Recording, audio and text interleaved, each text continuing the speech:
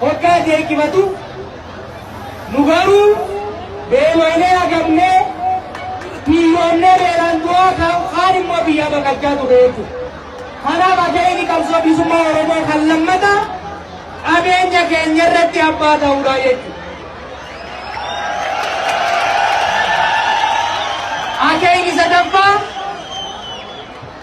Akeekni sadaffaa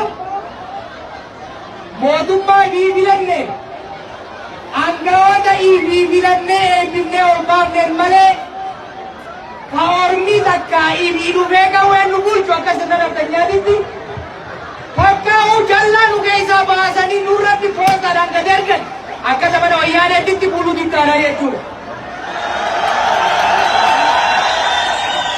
Kanaafuu qabsoon abbaa biyyummaa Oromoo qabsoon mirga abbaa biyyummaa Oromoo deebisuudhaaf godhamu qabsoon bilisummaa Oromoo bu'uureffachuudhaaf godhamaa turte Oromummaa keenya deebannee jaarrannee qabeenya keenya irratti abbaa taane mootummaa filanneef seeree fitumanneen buluudha akkasiin digerroo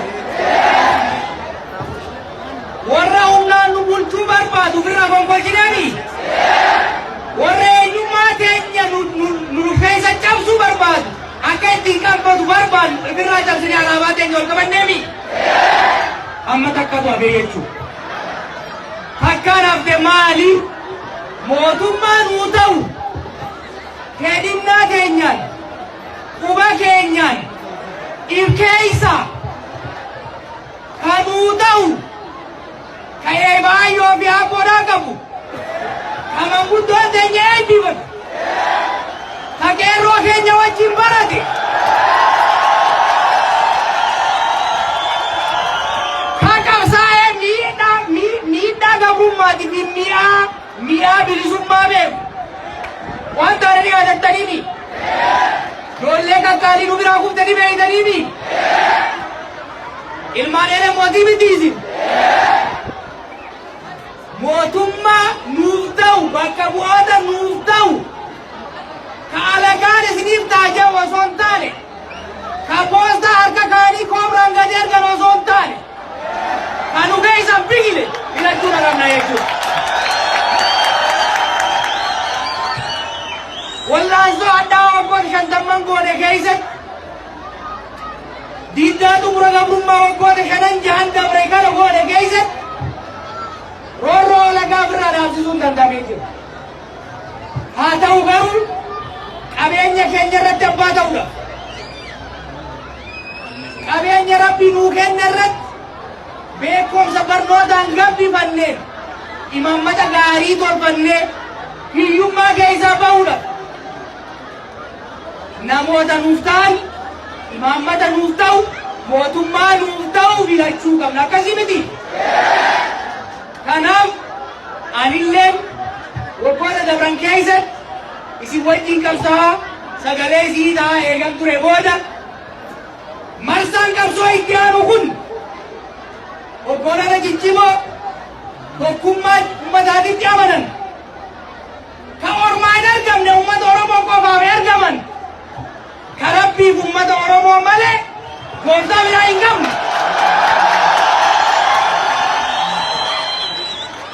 Warra kaleessas abaariin osoo hin ta'in qabatama isinii qabsaa'ee nu hogganaa ture hogganoota kaabaawatti hoggaan dabalamu isin abdadheeti isaan abdadheeti jechuudha.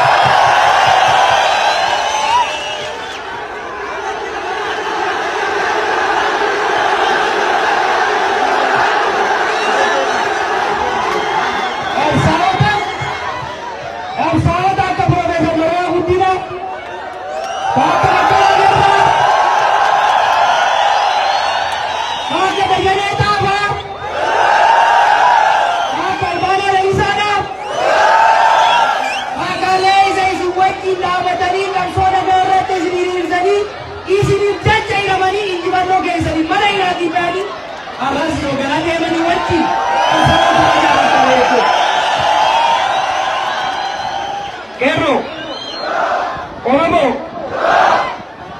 nana geessumi, jachan nana geessumi, warri ciroo garaa nana geessumi, filannoo itti aanu kana keessatti wanni nama murteessan tokkoffaa harki hanna bare doonuu socho'ami sagaleen Oromoo abatanii hidhatamu akka hin hidhatamneef tokkummaadhaan qabbooysanii jaaramtanii eeguu dhagamtan tokko lammaffaa sagaleen Oromoo fooniidhaatti miti qircaatti hin jijjiramu akkasiimi kanaafuu hogganoonni qabsoo bilisummaa Oromootti amanan warri ummata biitii kabajaa qaban bifa sagaleen Oromoo hin hiramne bifa sagaleen Oromoo hiramee abbaan akka miidhamee hattuun ol hin baanen gamtaa tokko jalatti dorgomuudhaaf qophii qabanii jechuudha. Isinoo maal godhuu qabdan? Isinoo maal godhuu qabdan? Chirichaaroo bituu dhaabuu qabdanii jechuudha. Chirichaaroo jumlaa malee chirichaaroo bituu dhaabuu qabdanii jechuudha. Kanaaf ji'ootaas deeman kana geessaniini. Nama isinii ta'u manguddoo ta'e isa wajjin abbootii gadaa wajjin aalimman biyyaa wajjin gattaati. Nama kanaan nuutaa ilma kanaan nuutaa intala tanaan nuutaa jaati jaarmaalee siyaasatti ol leeyfadha. Sanbooda filannoo itti aanu irratti akka hoggansaatitti tokkummaadhaan isin immoo murannoodhaan filannootti seennee gaafa filannoon godhamu sagalee teenya osoo natamin osoo hiramin injifannoodhaan goolabnee fulbaana keessa mootummaa Oromiyaa fakkaatu mootummaa gootota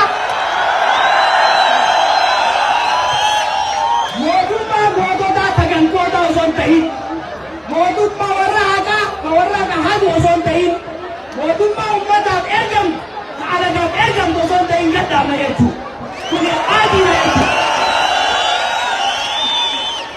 Kanaaf tokkummaa keessa nuu cimsaa amma boodallee walitti deebina waajjira dhaabaa magaalota hedduutti mana hunda caalaa tokkummaa keessan cimsaa wal dhaggeeffadhaa akkuma kaleessatti wal dhaggeeffannee wal gorfannee tokko taanee injifannoodhaan ni goolabna baga wal agarree galatoomaa.